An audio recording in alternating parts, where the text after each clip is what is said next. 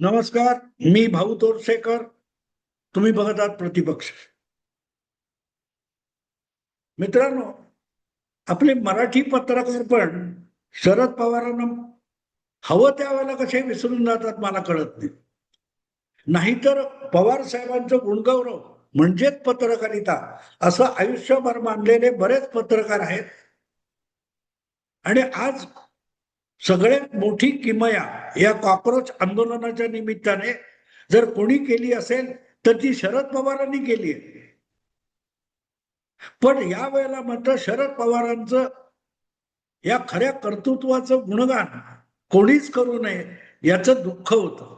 नाहीतर तुम्हाला माहितीये की ट्रम्पनी केसावरून हात फिरवला तरी शरद पवारांनी भाकरी फिरवली असं म्हणणारे मराठी पत्रकार आहेत. तिकडे पुतीननी मोदींना मिठी मारली, शरद पवारांची गुगली असंही सांगणारे पत्रकार आहेत. पण आज दिल्लीमध्ये हाताबाहेर जात चाललेलं जे कॉक्रोच आंदोलन होतं, झुरांचं आंदोलन होतं, ते आंदोलन पवार साहेब दिल्लीला पोहोचले आणि बघता बघता गुंडाळलं गेलं. ह्या सगळ्या किमयामध्ये शरद पवारांची खरोखरची किमया होती असं माझं तरी निदान मत आहे. पण त्यावेळेला मात्र पवारांचं कौतुक करायला कोणी मायका लाल पुढे आला नाही याचं मला नवल वाटतं. याचं नवल वाटतं. मित्रांनो, तुम्ही ते घटनाक्रम बघा की पवार साहेब दिल्लीत गेले, सुप्रियाताई अर्थातच त्यांच्या बरोबर होत्या आणि दिल्लीला गेलेले पवार साहेब हे जंतर मंतर पर्यंत गेले. अर्थात अशा ठिकाणी अगत्याने जाणं हे शरद पवारांचं अगत्यच असतं. तुम्हाला आठवत असेल तर 4 वर्षापूर्वी 3 वर्षापूर्वी जेव्हा अंतरवली सराटीमध्ये जरांगे पाटील उपोषण करत होते त्याकडे कोणीही वळून बघितलेलं नव्हतं. अशा वेळेला त्यांची प्रकृती तपासायला गेलेल्या सरकारी डॉक्टरांवर हल्ला झाला आणि त्याला आवर घालण्यासाठी पोलिसांनी जो लाठीमार केला आणि दगडफेक झाली आणि त्यातून एक नवा अण्णा हजारे जन्माला आला. त्याला आज जरांगे पाटील म्हणून लोक ओळखतात. त्या जरांगे पाटलांचं आंदोलन ऐन भरात येण्याच्या पूर्वी सगळ्यात तिथे आधी पोहोचलेली व्यक्ती सुद्धा शरद पवारच होती. आणि तुम्हाला आठवत असेल की शरद पवार त्या स्टेजच्या खाली मंचाच्या खाली उभे होते आणि मंचावर बसलेले जरांगे पाटील आपल्या हातातला माईक पवार साहेबांकडे देत होते आणि पवार साहेबांनी त्याच्या कानात काय सांगितलं माहिती नाही. पण जरांगे पाटील म्हणजे एखादी मुलगी प्रेमात पडावी तसे चेहऱ्यावरचे हावभाव आणत शरद पवारांचं कौतुक सांगत होते. साहेबाची काय बघा ऊर्जा, बघा ऊर्जा बघा, वगैरे वगैरे. सांगायचा मुद्दा इतकाच की शरद पवार अंतरवली सराटीला गेले आणि आंदोलन अधिक पेटत गेलं. तेव्हा अशा ठिकाणी पोहोचणं आणि उपोषण करणाऱ्याला किंवा आंदोलन करणाऱ्याला आपल्या खिशात घालण्याचा प्रयत्न करणं ही पवारांची किमया आहे, जादू आहे त्यांच्याकडे. हे मान्य केलं पाहिजे. त्यांच्यावर टीका होऊ शकते, पण पवार म्हणजे काय हे समजून घ्यायचं असेल तर पवारांची ही कला समजून घेणं आवश्यक आहे. साहजिकच अंतरवली सराटीप्रमाणेच जंतर मंतरवर पवार साहेब गेल्याशिवाय तिथला विषय संपणं शक्य नव्हतं. झालं असं की पवार साहेब हे आज प्रकृतीमुळे वयामुळे उभे राहून सहजगत्या हिंडू फिरू शकत नाही. त्यांना अनेक ठिकाणी त्या व्हीलचेअरची मदत घ्यावी लागते. पण जंतर मंतरवर काही गडबड होऊ नये म्हणून सिक्युरिटी गेट केलेलं होतं आणि त्या सिक्युरिटी गेट मधून पवार साहेबांची व्हीलचेअर आत जाऊ शकत नव्हती आणि इतक्या पावसात चिखल वगैरे घाण सगळी त्यातून पवार साहेबांना चालत मंचापर्यंत जाणं शक्य नव्हतं. त्यामुळे मग दिपके वगैरे सारखी मंडळी, त्या आंदोलनाचं नेतृत्व करणारी मंडळी त्या गेटच्या बाहेर येऊन पवार साहेबांची बोलली, भेटली, बोलली, त्यांचे आशीर्वाद घेतले आणि पवार साहेबांच्या वतीने तिथून त्यांच्या लाडक्या कन्येने सुप्रियाताईंनी आंदोलनाला पाठिंबा जाहीर केला. पण ती सगळी घटना घडल्यानंतर काही तासात दुसरी एक बातमी वेगवेगळ्या वृत्तवाहिन्यांवरून झळकायला लागली की सुप्रियाताई आपल्या पिताश्रींना घेऊन पंतप्रधान निवासात पोहोचल्या. पवार साहेब हे आंदोलनकर्त्यांना भेटल्यानंतर पंतप्रधानांना भेटायला गेले. संघर्ष या दोन गोटामध्ये चालू होता. सरकार, मोदी सरकार विरुद्ध कॉक्रोच आंदोलन. आणि अशा वेळेला काही तासाच्या अंतराने इकडचा माणूस तिकडे जाऊन भेटतो आणि तो न्यूट्रल असतो. याला भाकरी फिरवणं म्हणतात. आधी भाकरी थापतात आणि मग ती एका बाजूने भाजली गेली की तो कालथा घेऊन ती उलटी करतात, त्याला फिरवणं म्हणतात. पवार साहेब आधी तिकडे गेले तापलेल्या तव्याकडे आणि इकडे येऊन त्यांनी भाकरी अशी फिरवली की बघता बघता पुढच्या 2 दिवसामध्ये कॉक्रोच आंदोलनाचा शेवट झाला. मला असं वाटतं की पवार साहेब हे आपल्या पक्षाचा पाठिंबा वगैरे द्यायला जंतर मंतरवर गेले नव्हते. त्यांनी यात मध्यस्थी करावी. त्यांच्यामध्ये जी गुणवत्ता आणि क्षमता आहे तिचा वापर परिस्थिती आटोक्यात आणण्यासाठी, आपत्ती निवारणासाठी करावा, असं आवाहन पंतप्रधान नरेंद्र मोदींनी केलं होतं का? तुम्हाला आठवत असेल, पंतप्रधान झाल्यानंतर बारामतीत पहिल्यांदा आलेले नरेंद्र मोदी यांनी सांगितलं होतं पवारांचं बोट धरून तर मी राजकारणात आलो.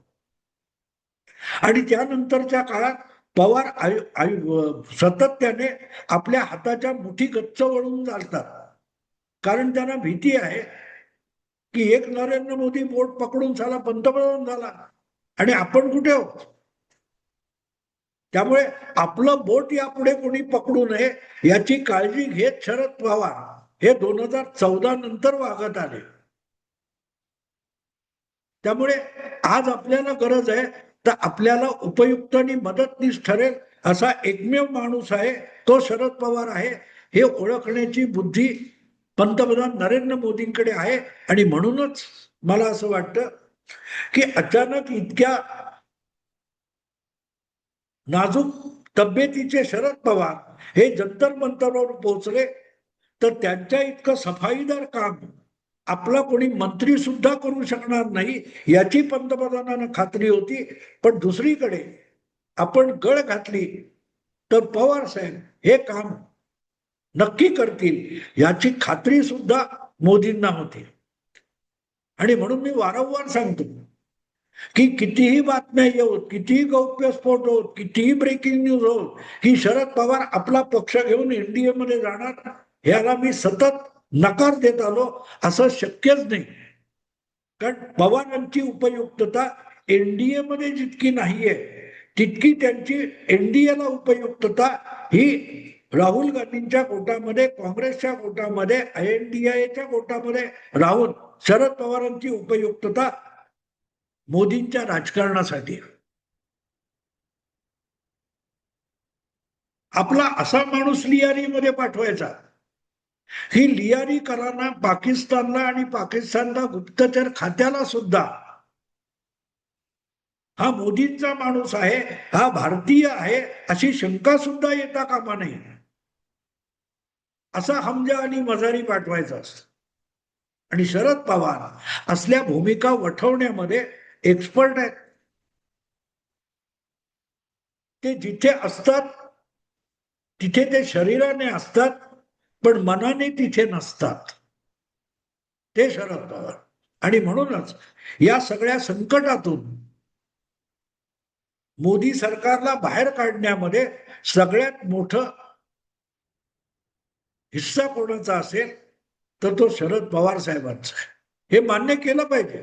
मी पवारांचा टीकाकार असेल, मोदींचा समर्थक असेल, पण आज मोदींना या संकटातून बाहेर काढून राहुल गांधींचा फुग्याला टाचणी लावण्याचं काम जर कोणी केलं असेल तर ते शरद पवारांनी केले. लक्षात ठेवा, राहुल गांधी शेवटपर्यंत जंतर मंतरला गेले नाही, पण शरद पवार इतकी नाजूक प्रकृती असताना सुद्धा जंतर मंतरवर गेले आणि नुसते गेले नाही तर तिथून ते माघारी परतल्यानंतर त्याच रात्री मोदी सरकारच्या जे.पी. नड्डा या मंत्र्याने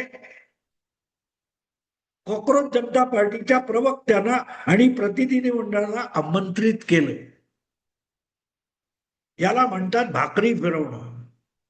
नंतर केसाचा भांग पाडला तरी पवार साहेबांनी भाकरी फिरवली असं खुलचट बोलणारे पत्रकार भरपूर आहेत आपल्याकडे. पण पवार जेव्हा खरोखर भाकरी फिरवतात ती किती लोकांना कळते. हा पवारांच्या कौतुकाचा विषय होता. लक्षात घ्या, पवार दिल्लीत दाखल होणं, जंतर मंतरवर जाणं, पंतप्रधानांना भेटणं, याच्या आधीचा कालखंड बघा की हे आंदोलन नजीकच्या काळात संपणार नाही. धर्मेंद्र प्रधान काय पंतप्रधानाचा राजीनामा घेऊ वगैरे वगैरे गर्जना चालल्या होत्या. पेटवू आंदोलन, काय काय भाषा झालेत याचा विचार करा. मग तुम्हाला कळेल पवार नावाची किमया काय असते. 100 जन्म घेणाऱ्यांना सुद्धा पवार कळले नाही, कारण पवार समजून घेण्यासाठी पवारांची भक्ती करून चालत नाही. एका शिळेतून मूर्ती काढायची असेल तर हाती छिन्नी हातोडा घ्यावा लागतो, तर मूर्तीला आकार मिळतो. मुळात दगडात मूर्ती आहे शोधता आलं पाहिजे, त्याच्यासाठी डोकं आणि दिमाग हा शिल्पकाराचा असावा लागतो. तसा पवार समजून घ्यायला पवारांचा लाळघोटेपणा करायची गरज नाही. कारण पवारांची एक गोष्ट मोठी आहे, ते प्रत्येकासाठी थोडं थोडं असं करून ठेवतात की तो त्यांचा उपकृत होऊन राहतो. आणि मोदी सुद्धा त्यापैकी एक आहेत हे विसरू नका. कोण कुठल्या वेळेला कामाला येईल याची गॅरंटी नसते. आणि म्हणून पवार साहेब जंतर मंतरला गेले, तिथून पंतप्रधान निवासात गेले आणि अर्थातच नेहमीप्रमाणे ते ज्या कामासाठी जातात ते सोडून बाकी सगळी कारणं सांगतात. 2019 मध्ये पंतप्रधानांना वसंतदादा शुगर इन्स्टिट्यूटच्या सुवर्ण महोत्सवाच्या काय त्या कार्यक्रमाचं आमंत्रण द्यायला गेलो म्हणून त्यांनी सांगितलं होतं. प्रत्यक्षात ते भाजपच्या बरोबर जाऊन सरकार बनवण्याची बोलणी करायला गेले होते. पण सांगितलं काय, शुगर इन्स्टिट्यूटचं सुवर्ण महोत्सव. तसं आता सुद्धा शेतकऱ्यांच्या काही समस्या आहेत, कर्जबाजारी शेतकऱ्यांच्या समस्या आहेत, पाऊस कमी पडलेला आहे, ही कारणं पवारांनी पत्रकारांच्या तोंडावर फेकली. प्रत्यक्षात जंतर मंतर पसरलेलं जे रोंबाट होतं ते आवरण्याच्या कामी पवारांनी अत्यंत महत्वाची भूमिका मोदी सरकारसाठी बजावली. पण पवार एनडीएत नाही, सरकार एनडीएचं आणि पवार इंडिया आघाडीमध्ये. दिस इज व्हॉट पवार इज. या वयात देखील इतक्या तल्लख पद्धतीने राजकारण हाताळणं, हँडल करणं सोपी गोष्ट नाहीये मित्र. मी टीकाकार आहे पवारांचा, पण त्यांच्या गुणांकडे दुर्लक्ष पण करणार नाही.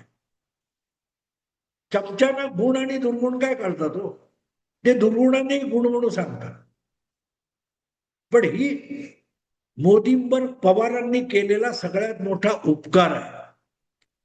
याचा उल्लेख वर करणी कधी येणार नाही.